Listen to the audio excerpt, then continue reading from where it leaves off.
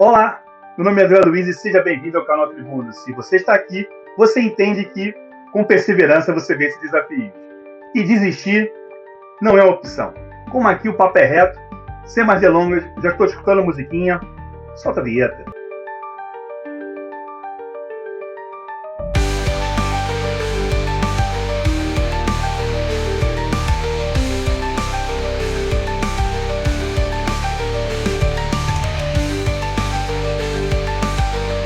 É isso aí, estamos de volta, vamos dar continuidade ao estudo de direito administrativo. E no primeiro vídeo nós tratamos sobre a questão da introdução do direito administrativo, o regime administrativo, os princípios de direito administrativo. Agora vamos entrar num ponto importantíssimo para poder a gente compreender a estrutura do direito administrativo, até mesmo para entender como é que funciona esse negócio de Estado, né? Nós vamos trabalhar sobre organização administrativa. Nós vamos começar a trabalhar sobre conceitos de administração pública direta e indireta. Como acontece essa organização, os conceitos? Entender isso é fundamental para poder compreender como funciona o Estado. E vamos começar pela administração pública direta. A administração pública direta, ela parte de um órgão central, que pode ser de um ente municipal, estadual ou federal. Entenda, e é legal isso dentro do direito administrativo. Vamos criar analogia com a medicina? Os órgãos, eles não têm vontade própria. Os órgãos compõem uma pessoa jurídica. O órgão não tem personalidade jurídica. Então, todo ato que ele produz em nome da pessoa jurídica que ele está representando. Como característica da administração pública direta, nós temos a ausência de personalidade jurídica, a hierarquia e a centralização. Como centralização, eu posso dizer que os órgãos atuam diretamente representando o ente administrativo que ele integra. Não existe intermédio de entes com personalidade jurídica própria. Como hierarquia, eu posso dizer que existe uma clara cadeia de comando e subordinação. A autoridade flui do topo para a base da estrutura administrativa. Por ausência de personalidade jurídica própria, eu quero dizer que é o seguinte: quando um órgão toma qualquer atitude, ele não é possível que ele contraia direitos e obrigações. Tudo que ele age em nome do ente administrativo que ele faz parte. Quando eu já falo de administração pública indireta, e o nome já é autoexplicativo, eu estou falando de entidades que possuem personalidade jurídica própria e que, apesar de vinculadas a não subordinadas, vinculadas aos entes administrativos que as criaram, elas têm patrimônio próprio, elas contraem obrigações e contraem direitos. Essas entidades são criadas para desempenhar funções específicas, permitindo melhor especialização e eficiência na prestação de serviço. Contudo, como é que acontece essa história de administração pública direta, administração pública indireta? Como é que ocorre essa organização? Para isso, existem dois fenômenos. A administração pública direta acontece a desconcentração. Na desconcentração, a administração pública direta vai estar criando órgãos para poder melhor especificar e trabalhar a sua finalidade.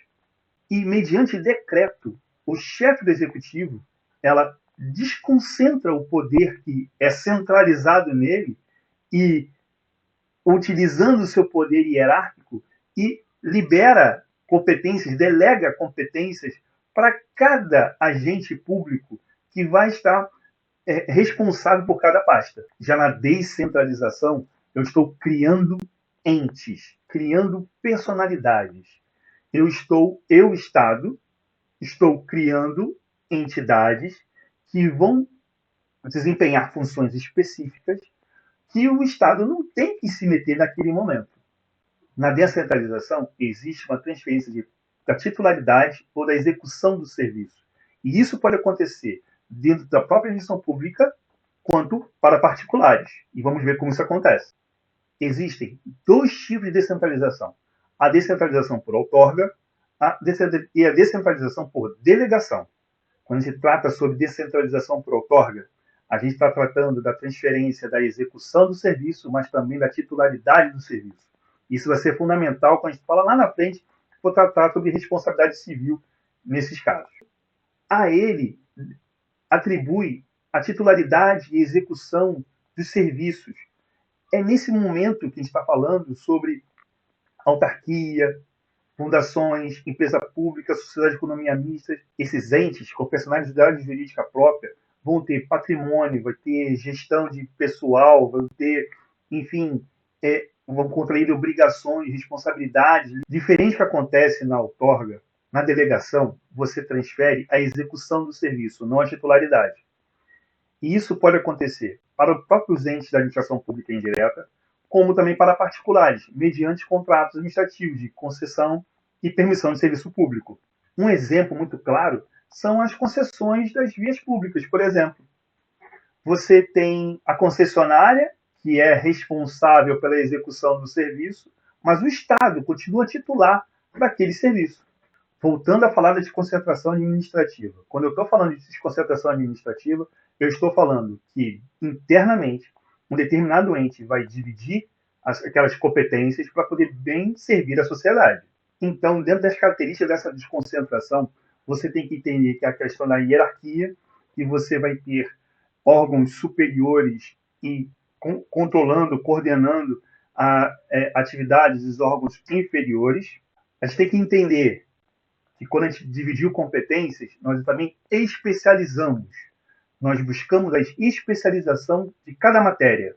E como eu já falei, isso permite que a gestão seja mais eficiente, esteja mais alinhada às necessidades de cada área. André, eu preciso de um exemplo de desconcentração. Olha, você vive isso todo dia. Quando você precisa ir a um hospital, você está ali dentro de um órgão que pertence à Secretaria, ao Ministério da Saúde. É um órgão inferior. E você tem o órgão superior. Qual é? A própria Secretaria, o próprio Ministério. Eles são os órgãos de comando daquela matéria que fala o quê? Saúde pública. Onde o hospital é apenas um dos executores daquelas atividades. Se acontece alguma coisa dentro daquele hospital, você não responsabiliza o Ministério da Saúde. Você não responsabiliza o hospital A ou B. Você responsabiliza o ente federativo que ele é vinculado. Ou melhor, subordinado. E aí, como eu falei, na administração pública indireta, você tem a criação de entes, autarquias, fundações, empresas públicas, sociedade de economia mista. É a criação de um novo ente, é a criação de uma nova pessoa. Já não é apenas um órgão, é uma pessoa. André, eu não conheço essa história de autarquias, fundações, sociedade de economia mista, nada disso. Conhece sim. Direto e indiretamente, todo o tempo está se relacionando com todas elas. Nós temos aqui a Anatel, por exemplo, que, se não fosse ela, nós não estaríamos aqui tendo esse contato. E lembra que eu falei, quando nós tratamos de administração pública direta, vamos falar de centralização. Quando nós tratamos de administração pública indireta, nós vamos falar de descentralização. E descem cria ente. Descem cria ente. Cada ente vai ter autonomia de gestão do seu patrimônio, do seu pessoal, a sua atividade. Ela é até vinculada ao ente administrativo que o criou, mas ela não é subordinada a ele. Aqui no Rio de Janeiro, existe uma empresa pública que trata sobre a questão de turismo, a Rio Tour. Ela é um ente próprio, ela tem autonomia de gestão, ela é uma empresa pública, mas ela tem uma vinculação temática com a Secretaria de Turismo. Diz de passagem, nos normativos aqui do município do Rio de Janeiro, em algum tempo, o presidente da Rio Tour também era o secretário de Turismo do Rio de Janeiro. Claro que com a proibição de você acumular cargos, isso não existe mais. Existe uma nomeação para o presidente da Rio Tour e existe a nomeação do secretário da Secretaria de Turismo. André, nesse caso, essa empresa pública, ela subordinada a essa secretaria? Não, novamente, não existe subordinação, existe uma vinculação.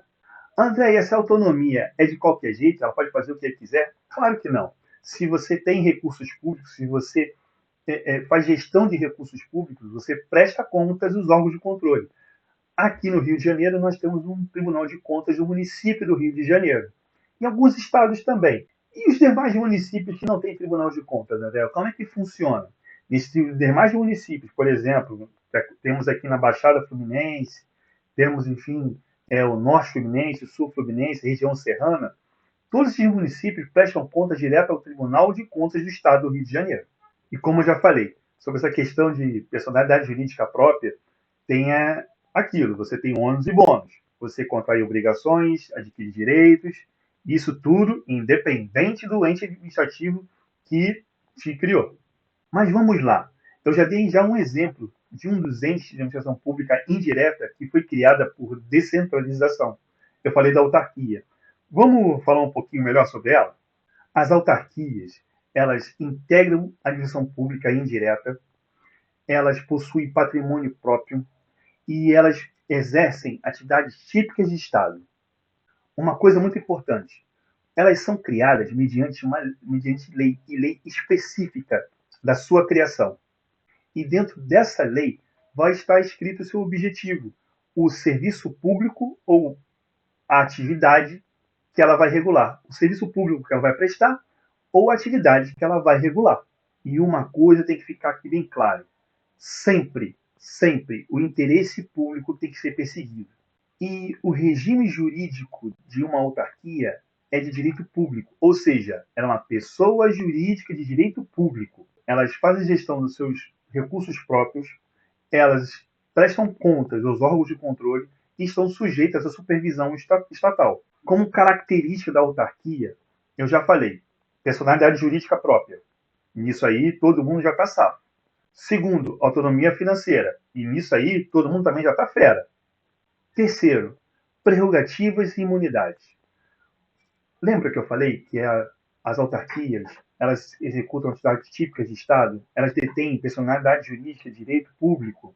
Então, dentro das imunidades, vai estar a imunidade tributária. Pois é, o patrimônio dessas autarquias, elas não são passíveis de tributação.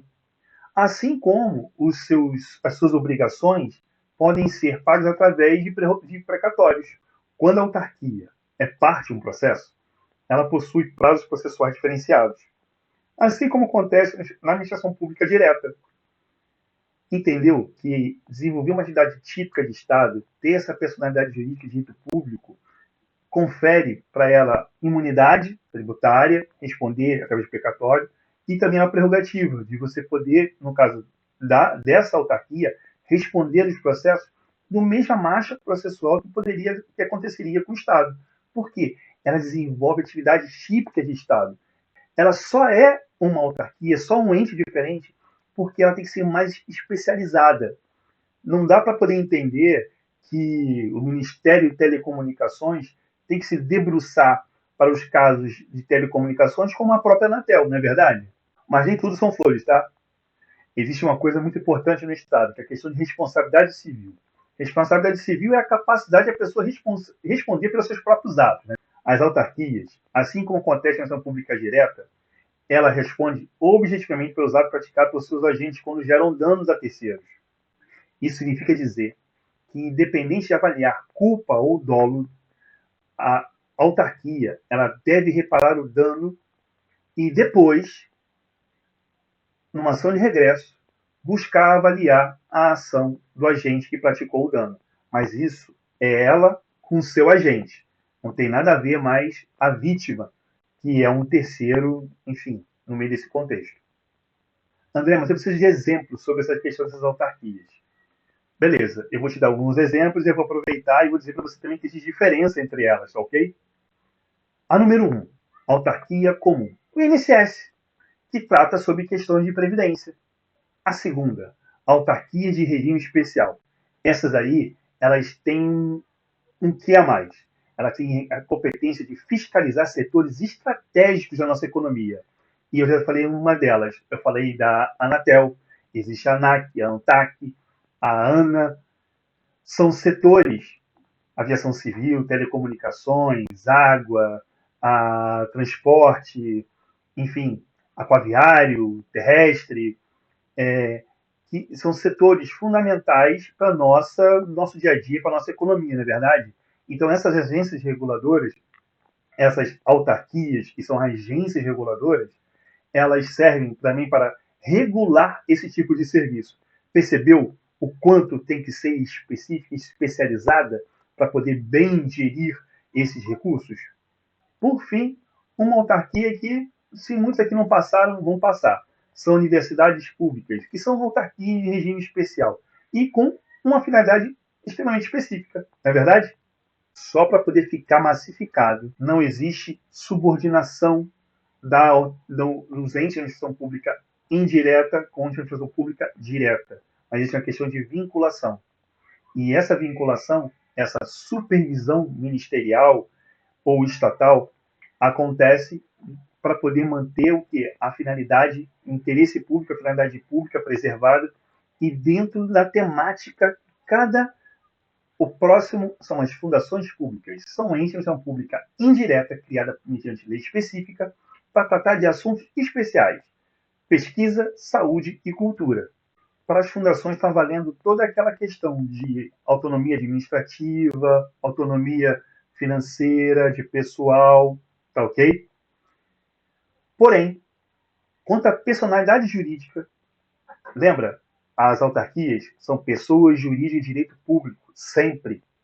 Nas fundações, elas podem ser pessoas jurídicas de direito público, isso aí serão as fundações públicas, ou poderá ser de pessoas jurídicas de direito privado.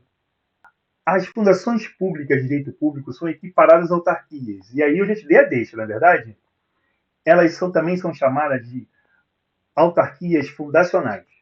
E aí, como nós falamos para as autarquias, vale tudo também para as autarquias fundacionais. A questão de prerrogativas, as questões de imunidade, as questões. Vale tudo aquilo ali, beleza? E aí você tem as fundações públicas de direito privado, onde a personalidade jurídica dela é de direito privado.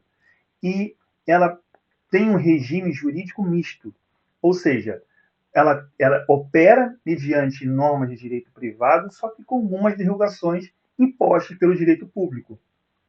Isso significa dizer que ela não está sob regime de fazenda pública, ela não tem aquele regime típico como acontece com as autarquias. Ela é criada por lei, lei ordinária, e uma lei complementar é que diz a sua finalidade, né? Pesquisa, saúde, cultura, enfim, como é que ela vai ser organizada. Então, para poder ficar registrado, autarquias e fundações públicas, seja de direito público ou de direito privado, sempre vão ser criadas mediante lei específica.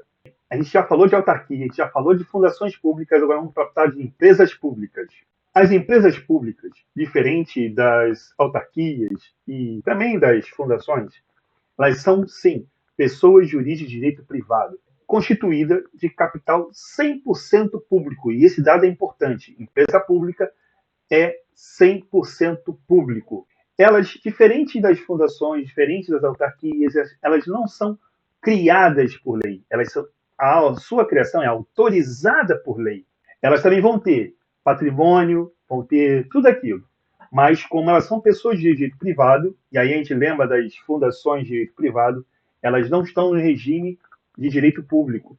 Elas são criadas para desenvolver atividades econômicas e prestar serviços públicos. André, eu quero um exemplo de uma empresa pública. Eu já citei aqui um exemplo do Rio de Janeiro, que é a Rio Tour, mas provavelmente você também deve ter utilizado o serviço de uma outra empresa, uma empresa brasileira de correios e telégrafos. Pois é, ela também é uma empresa pública. Enquanto regime de pessoal, os agentes da empresa pública, elas são seletistas, são empregados públicos, ou seja, eles não vão possuir estabilidade em momento algum. Claro, eles também não são demitidos sem justa causa também. E quanto ao controle, será que eles são controlados por tribunal de contas, etc? Sim, são. No caso aqui no Rio de Janeiro, o Tribunal de Contas do município, e nos demais municípios, o Tribunal de Contas do Estado, e no caso do ente federal, estou falando do Tribunal de Contas da União.